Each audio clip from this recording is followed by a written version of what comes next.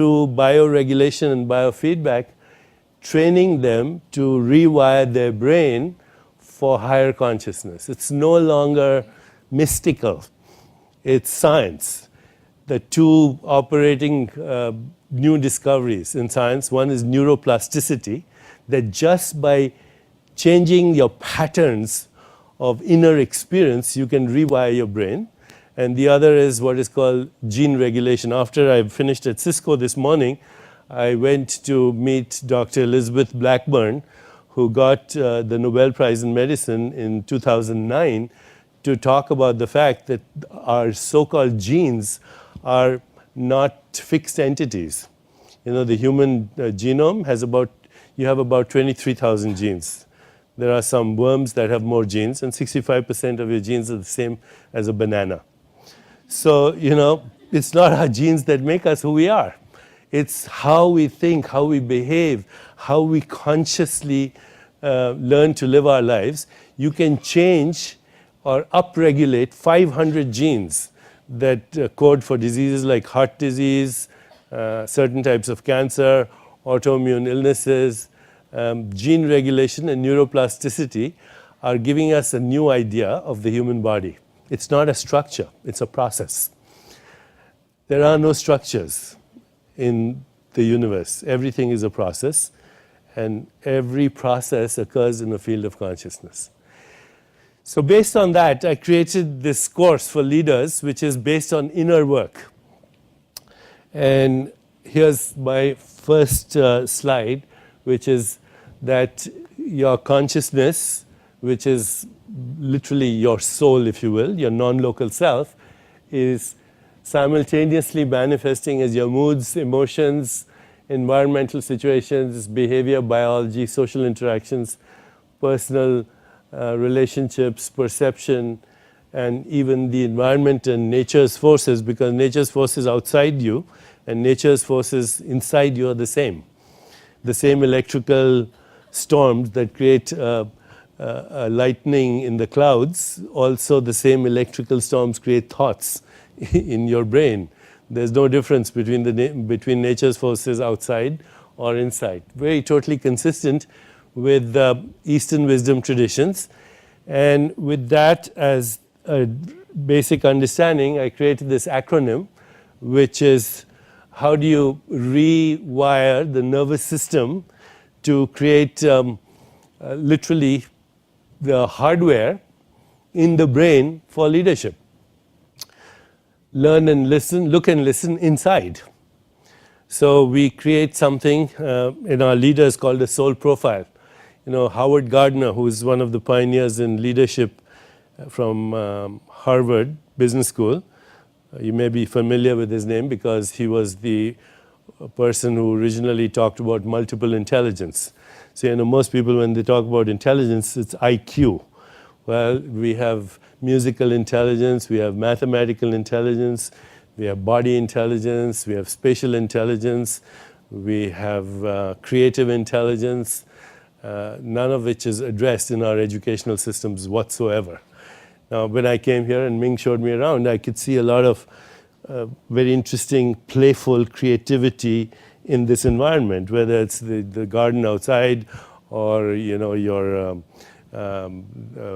Google Maps or just the way things are placed here and decorated here. There's a lot of creative, playful energy here. And that is an extension of the consciousness here. It's the collective creativity that is manifesting at that. So when you look inside your inner world and you ask yourself questions like, who am I? What do I want? What's my purpose? What kind of contribution do I want to make to my family, to the world, to the community? What are my unique skills and talents? How do I put them to use? What's really fun for me? What are peak experiences? What do I look for in a good friendship? What do I bring to a relationship? Who are my archetypes, my heroes, my heroines in history, in mythology, in religion? That kind of reflection starts a process in you that creates a vision automatically. And when we do it collectively, that vision can be very empowering. So based on a soul profile, then we create teams that are emotionally bonded, that limbically resonate with each other. And that limbic system resonating with limbic system. This is well-known phenomenon now, that when you look at teams that win, particularly sports teams, when you see the Super Bowl or whatever, the teams are pretty close to each other as far as talent is concerned. What makes a team win is the emotional connection in the team. Do they have emotional intelligence? Are they free of toxic emotions like resentments, grievances? As Nelson Mandela once said, holding a resentment is like drinking poison and hoping it'll kill your enemy.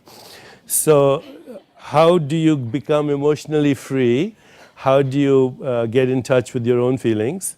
How do you get in touch with the feelings of others? How do you resolve conflicts through creativity? Einstein once said, no problem can be solved at the level of consciousness at which the problem was created. You have to move to the next level of consciousness.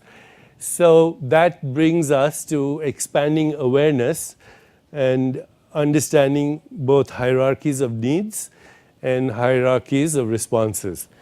The midbrain acts just through fight-flight. The limbic brain can act through emotional dysfunction, reactivity, the controlling and manipulating a situation either by being nice or being nasty or being indifferent or playing the victim. And we learn these habits very early in childhood. So when you're about 3 years of age and you're out shopping with your mother and you want a lollipop and she says, no, I'm not going to do that because you got one yesterday, what do? First thing you say is, you play nice. Mommy, I love you. I'll give you a kiss. Will you please buy me the lollipop? And if she doesn't, then the second thing, what do? You play nasty. You throw a tantrum. You lie down hoping to embarrass her. You still don't get the lollipop. Then you go home and she can't find you. You're hiding in the closet and she says, aren't you going to come for lunch?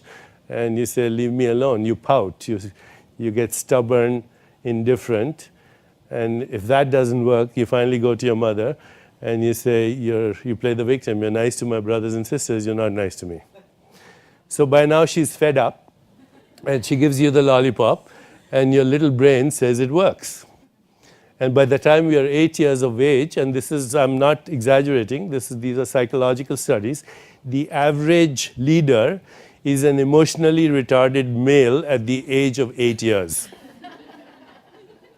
Because the average leader reacts either from the midbrain or the dysfunctional limbic brain. If you can go beyond those two, you have what is called centered awareness, where you're present, where you're mindful. We have somebody here from Mindfulness Without Borders, where we're teaching, this nonprofit organization is going across the world, teaching people, young children, mindfulness, to be aware of the moment, to be aware of what's happening in their body, to be aware of their breath, to be aware of their environment, but also to be aware of their inner world, their feelings, their inner images, their thoughts, their ideas, and all so easy to teach. So when you have access to this and you go beyond fight, flight, and reactive responses, you stop being controlling and manipulative through being either nice or nasty or indifferent or stubborn or playing the victim, then you have access to higher states of consciousness. Intuition, which is a form of intelligence that is contextual, relational, holistic, nurturing, doesn't have a win-lose orientation, goes beyond cause-effect because it eavesdrops on context. And when you have context, then you have creativity. True creativity can never be programmed into a computer because there's no algorithm for creativity. Okay? True creativity comes from the discontinuity, it comes from your soul. And beyond creativity is eavesdropping on the higher mind, the bigger mind that is, in a way, correlating everything in the ecosystem. We are part of an ecosystem. The world is our extended body. And so when you see the contexts, the meanings, the relationships, the archetypal themes that run the bigger context, you have creativity, higher vision, a sense of mystery, sacredness, and then, only then, you can dare to dream and take action. So we start as human beings, then you become human feelings, then human thinkings, and finally human doings. But our world is totally the opposite. Everybody is doing, doing, doing. There's very little thinking. It's mostly about me. There's hardly any feeling, and it's mostly dysfunctional, and there's no being. So wisdom traditions say the highest state of human intelligence is being. Just being. The second highest state of human intelligence is the feeling that we call love and compassion. The third highest state of human intelligence is the thinking that is creative, that can create new meanings, new contexts, new relationships, and new themes. And the least intelligent state of being is doing. But finally, when you do it on the basis of being, feeling, thinking, what in Eastern traditions we call karma yoga. The right thing at the right time, process orientation and not outcome orientation. Empowerment, leaders know how to empower themselves and empower others. And we find that people who feel empowered, they have three major characteristics. One, they have great self-esteem. They don't confuse self-image with self-esteem. Self-image is what other people think of you. Self-esteem comes from a deeper level by asking the questions that I asked earlier. Great leaders have great self-esteem. They have values, they live up to their values, and they use their strengths. Now, as part of Gallup, as a senior scientist there, we actually all know what our strengths are. So, for example, if you ask me, what are your strengths? I would say, I'm a futuristic person. I look into the future. I'm adaptable. I feel connected and I like to connect other people. I maximize the use of my energy and don't waste it. And I'm strategic. These are my 5 strengths. But when we work with teams, we identify everybody's strengths and then we create teams that complement each other's strengths. So when you have teams that complement each other's strengths, where everybody expresses their unique strength, you have powerful leadership. At Gallup, we also found out that if the people you work with, so if your manager, for example, your immediate superior, if he or she ignores you, your rate of disengagement goes up by 45%. 20% of the US workforce is not only disengaged, they're actively disengaged, which means they come to work unhappy and with the express purpose of making other people unhappy. Okay? That's 20%. There's another 45% that are disengaged. They come to work because they have to make a living. They punch in and they punch out. But they're not interested in what they're doing. Between the disengaged and the actively disengaged, the cost to the US economy is about $380 billion a year. If your supervisor or manager doesn't ignore you but criticizes you, your disengagement actually falls to 20%, which means your performance improves because you would rather be criticized than ignored. You don't exist when you're ignored. Now you're being criticized, you at least exist. On the other hand, if you're using your strengths and somebody acknowledges your strengths and notices your strengths and compliments your strength, your disengagement falls to less than 1%. So this has huge economic implications. Our career well-being. In the United States, more people die on Monday morning at 9 o'clock than any other time of heart attacks. This is an extraordinary accomplishment for which only the human species can take credit. There's no other animal that knows the difference between Monday and Tuesday. Okay? And so, career well-being is dependent on very simple things. Are you using your strengths? Do you have friends that you work with? Are you playful? Do you have a good time? Do you have self-esteem? And then, this career well-being is linked to social well-being. We found at Gallup, not making up this data, if you have a happy friend, your happiness goes up by 15%. If your happy friend has a happy friend whom you don't know, it goes up by another 10%. If your happy friend's happy friend has a happy friend whom you don't know, it goes up another 10%. So, why is this? It's because consciousness is a field. It's a field, just like electricity is a field. Werner Heisenberg, one of the original developers of quantum physics, he said consciousness is a singular that has no plural. Just like the same electricity is coming through my BlackBerry and through your computer and through this light, a single consciousness is expressing itself through all the diversity of living organisms. And that's why when we want to connect, we feel love and compassion are the highest truths. We feel happy. So Google, the perfect place to create networks of global happiness, where people actually know how to make each other happy. And there's a lot of research on that. Again, from Gallup, you are happy when you find a creative solution, when you find meaning and purpose, when you make somebody else happy, when instead of a problem, you see an opportunity. So, we know all the science, the statistics behind it, and how happiness actually brings on neurochemistry of immunomodulation, your immune system, your endocrine system, your thoughts, your feelings, and your biology as an integrated network of energy and information, and your mind as that process. Your mind is a process that regulates the flow of energy and information, not only in your body, but in your relationships. So mind is an embodied and relational process that regulates the flow of energy and information. And now the mind is entangled, because of the internet, because of technology, because of Google, we have an entangled mind. What's happening in Egypt is affecting us, and what's happening here is affecting people in Afghanistan. It's entangled both in space and in time, because through culture and through history and through religion and mythology, our mind is entangled with the past. It's entangled with the future. It's entangled with each other. When we begin to understand entanglement and the power of entanglement, we have the means to use technology for creative problem solving. Right now, if I were to say there are 4 problems in the world that really need to be addressed immediately, one is conflict, war, terrorism. The second is ecology, devastated ecology. The third is radical poverty, where you live in a world where 50% of people live on less than $2 a day, 20% on less than $1 a day. You can never have social justice and peace unless we address this. And the interesting thing is, we have the collective creativity, the collective intelligence to actually solve these problems. To me, technology now is the solution, combined with a higher consciousness that feels connected and responsible. Because action without love is meaningless, and love without action is totally irrelevant. But when you combine the two and you use technology and the understanding of entanglement, there's no problem that we cannot solve.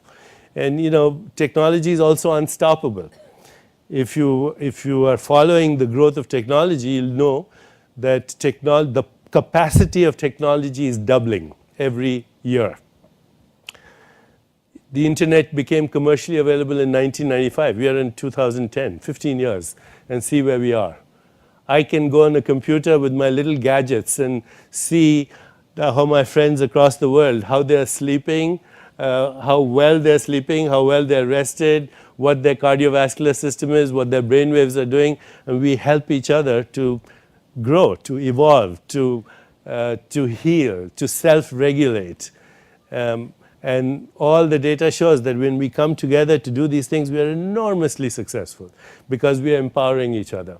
We take responsibility then for calculated risks, taking initiative and solving problems and doing it playfully and creatively. And finally, we understand synchronicity.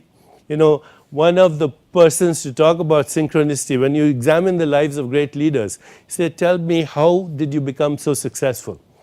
And this work has been done by Porras and Collins and by others. Almost everybody says, I was lucky. Or they say, I happened to be in the right place at the right time. Or they say, if they're religious, they say, God was on my side. Or it seemed a state of grace. Or it was many coincidences.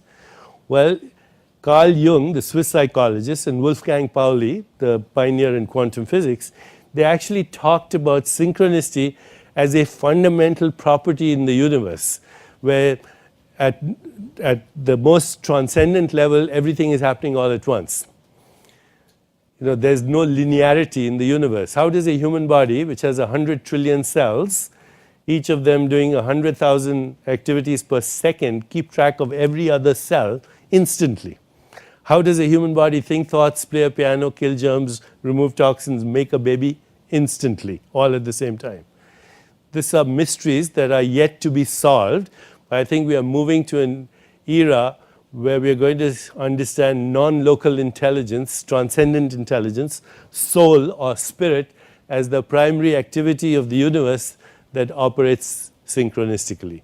And when you extend your boundaries, when you take away your labels, if you take away every label you've given yourself, then you are an infinite consciousness. You're a field of possibilities. And you start to see the environment as an extension of yourself. This environment is very good, actually. It feels very good because you can see it's an extension of your collective psyche and your collective consciousness. So that, in a nutshell, is the basics of what I think the future of leadership should be.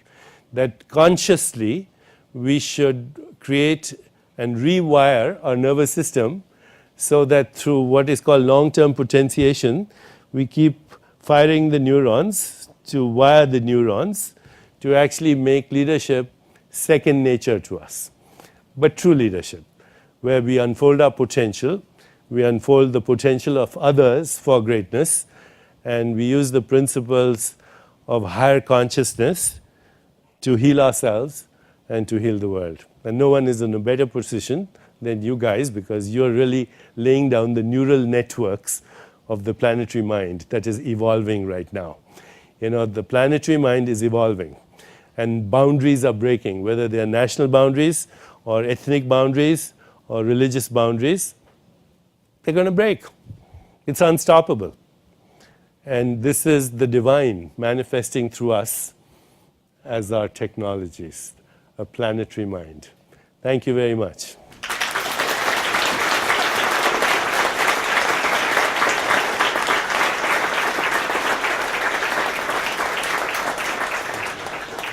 Sure, we have about 10 minutes. So. There's a microphone at the back. If you can step up to the microphone, that'd be fantastic.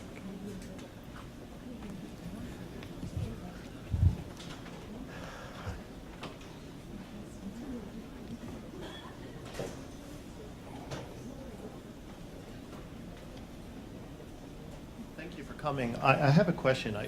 As I'm listening to you today, I'm bringing that to some of the events that I see going on in the world, and some of those are very hopeful. Obviously, what just happened in Egypt and what's happening through Middle East is a great example where this is coming together. But then as I think more locally to our nation and our leadership, I really see that going in a very bad direction, and the use of propaganda and technology and just poor leadership. I'm wondering what your thoughts are on that. If you remember what I said in the beginning, the leader represents the collective consciousness, then we can't blame the leader. We are the creators of the leaders. So, in Mahatma Gandhi's words, can you be the change you want to see in the world?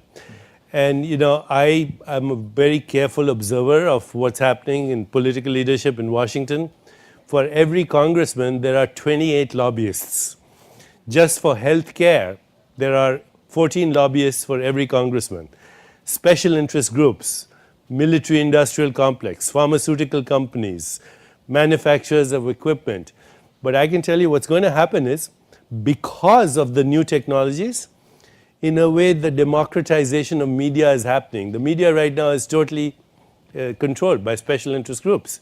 But as we begin to create our own media and democratize media, as we have television networks on the internet, if people create their own content, and if the content is good, reaches critical mass, you'll see a turn, but it'll take a while. It takes a generation to do this. So I agree with you. Would you say we're kind of right now headed in the wrong direction and it'll turn around? Or do you actually just disagree with me and you think... No, I think there's a lot of creativity at work, and as the creativity unleashes itself, the darkness also tries to keep up with it. And there's a time of what we call phase transition. Water comes to steam, that's a transition. There's a lot of boiling in the cauldron. Well, thank you for your work. You're a positive force. Thank you, sir. Thank you very much for coming. Here it is a great place, and I know we all very much enjoy working here, but at the same time, we're all extremely busy, and I think we often have very little time to even reflect on what consciousness is or even attend talks like this. And I think most of us start early in the morning, run around to meetings all day, write code, and late at night, we're still thinking about our job and creating all this, goodness that we're doing here. But what's your advice for us to kind of sometimes break out of that mold, smell the roses, as you said? I would say, and I can give you data to prove this, by the way, that from Gallup, where we gather this kind of data, that in an environment like this, which is very ambitious, but also very creative, take time to play during the day. Find time to get together, to be playful, to speak to each other, to exercise, to reflect, to meditate. Doesn't it take that much? Take a 20-minute break. Make it part of your policy. From what I know in Google, you guys participate in a lot of decision making, and you should do that. You should, get together as groups and create some rituals. Rituals of playfulness, rituals of reflection, rituals of exercise, rituals of mind-body stuff, whether it's Tai Chi or yoga or breathing techniques, and your productivity will go up. I mean, there's no question that productivity goes up. According to Gallup, we should be socializing 6 hours every day. And that includes at work, which means purposeless activity, playful activity. But if you actually look at probably all of our calendars, they're just completely full all the time. Change it. If there's any place where it can be changed, it's here. All right, thank you. Because you have a collective voice.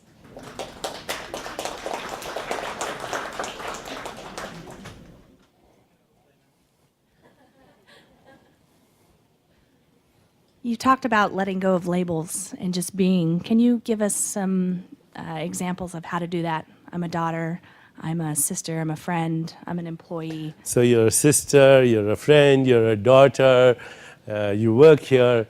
These are the many masks. These are the many roles that your spirit plays. So when you observe your different roles that you play, you recognize there's a part of you that is not the roles. It's taken on that role. In a day, I play many roles. I play the role of a doctor, of a teacher, or a writer, of a son or a father. But I have learned to reflect and watch myself. The great Indian teacher Krishnamurti used to say the highest form of human intelligence is the ability to observe yourself without judging yourself. So the more you observe yourself without labeling yourself, the more you'll realize that actually you're a field of possibility at your fundamental core being. And these roles are great, and you should play them well. But if you get sucked into the melodrama of the role, then you lose your spirit. Thank you.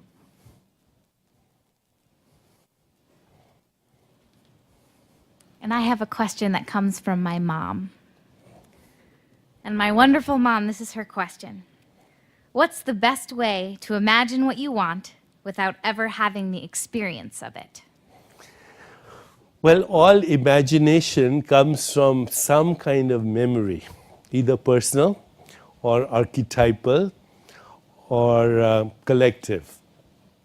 The best raw material for imagination is mythology, because mythology represents, the word myth in English is related to the word mata or mother or matrika or matter or meter or time or measurement or music. These are all words that come from myth. So what's myth? It's the collective imagination of our ancestors that has lived through time. And when I was a little child, my mother would read to me stories from the Mahabharata and the Ramayana, because that was the imagination of the impossible. The monkey god flying in the air with the Himalayas in his hands. It stretches your imagination. But read the Bible and you'll see it's archetypal. The myth, the stories of Moses or David or Goliath or or Joshua, or read the Greek mythology, the Egyptian mythology. That's where the raw materials of our imagination exist, but now they're extending into outer space as well. Princess Leia, Luke Skywalker, Darth Vader. Yeah, so, there is no other place to enrich your mythology than the stories of the collective mind.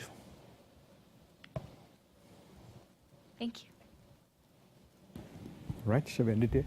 So thank you, Dr. Chopra, Thank you, for Gopi. coming to Google and elevating our collective consciousness in a short time.